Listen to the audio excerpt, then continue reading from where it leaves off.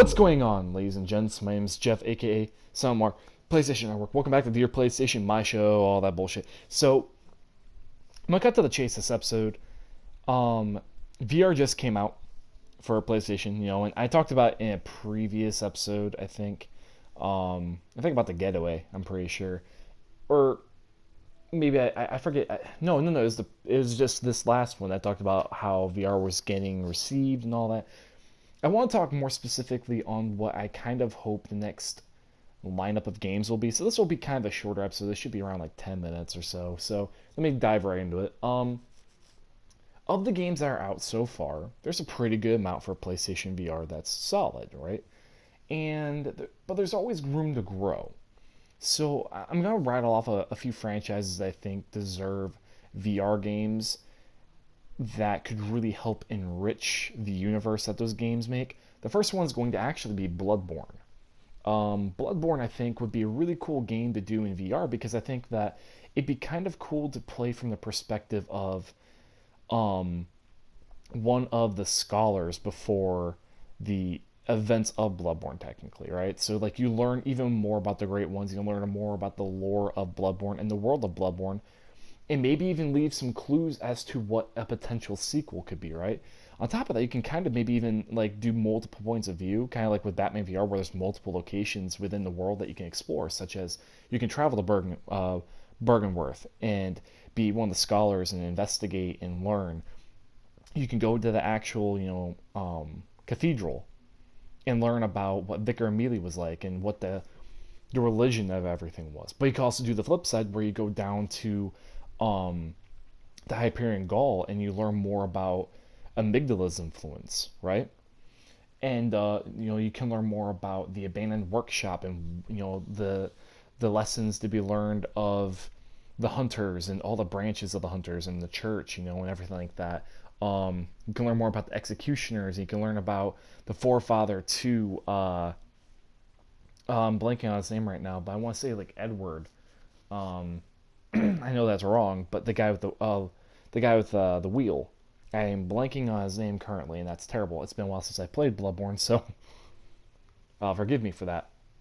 Um, but I do think that Dark Souls or Bloodborne or both, those would be really cool titles to do like first-person VR experiences to kind of just do story-based stuff, where it's like a $20, $15 experience where you can kind of walk around the world and experience things that are pretty much it'd be like a love letter and fan service all the way. It would only enrich the experience for fans. Um, so it would definitely like deepen that. Another game that I'd like to see kind of do the same experience would be maybe Uncharted, where we get to play as Nathan Drake, after Uncharted 4, and he's looking through everything, and you can kind of explore and look at all the trinkets and look at all the things that you've learned and um, all the treasures you've collected, and you kind of wrap everything together into like one nice final piece de resistance to Nathan Drake's story, right? And it would be a really cool kind of farewell for the hardcore fans, much like what I said previously to Bloodborne and Dark Souls. It would further enrich the world, and I think that'd be a really cool way to kind of involve Golden Abyss more into the story and kind of integrate it a little better. Plus, I don't know, just it'd be kind of a cool experience because then you can kind of manipulate things and play around with stuff. It'd be kind of cool, like mess around with like leftover weaponry. Maybe you still have a pistol around as Nathan, so you can kind of play around with that with your hand and VR, or the Nerf gun, seeing you can shoot the targets and stuff.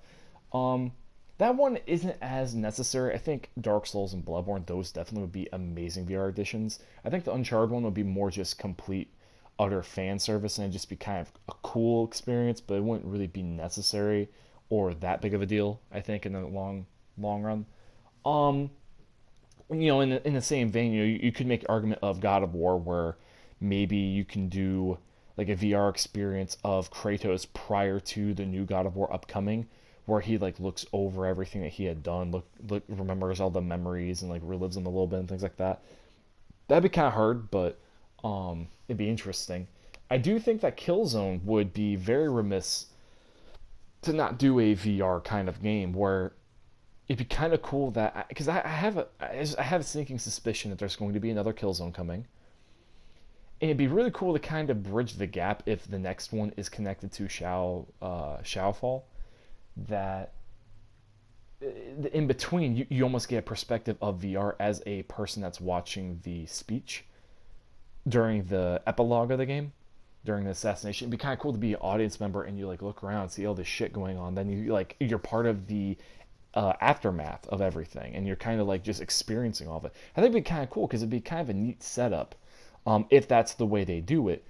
I have no idea, but I don't know. Killzone or Resistance will both be kind of cool titles to do, but Resistance would be harder just because then I feel like you would have to do an actual full-fledged game of Resistance before doing a VR game. And I don't know if Resistance would be a great title to do in VR. It might be. I mean, it depends on how I guess the.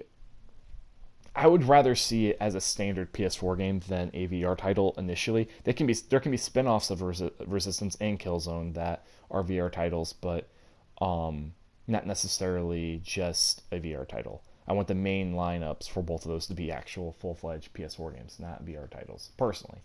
Um, you know, and pretty much you can almost make an argument for almost every big game. But I think the biggest one for me would be Bloodborne and Dark Souls, as like those are ones that would be really amazing to do and see in VR. Like it just makes so much sense to me sitting here. But there are other ones that you could probably do that would make a lot of sense with VR and kind of work pretty well, I would assume. Um, at least in terms of kind of like spinning off and doing kind of an interesting amalgamation of it. One of them is returning an old school game made by Konami called Zone of the Enders, where I think the way they can make that game is pretty much play it like Res Infinite, so that you almost like just like look around and you can look 360 degrees all around you, up, down, behind you, all that stuff, and that's how you fight. You just have to look around. You have to constantly shoot with the controllers, right? Or with the controller. I would assume it would use a dual shock, but Zone of the Enders would do really well in VR because Resident Infinite is doing extremely well. Resident Infinite, its reviews are popping up and it's getting like nines and tens, um, pretty much from everywhere. It's pretty impressive how well it's doing. Um, Another one that I was wondering about actually not too long ago was a buddy of mine brought up, well, what if they did Ape Escape? I'm like, yeah, I don't think Ape Escape has that big of a resonance.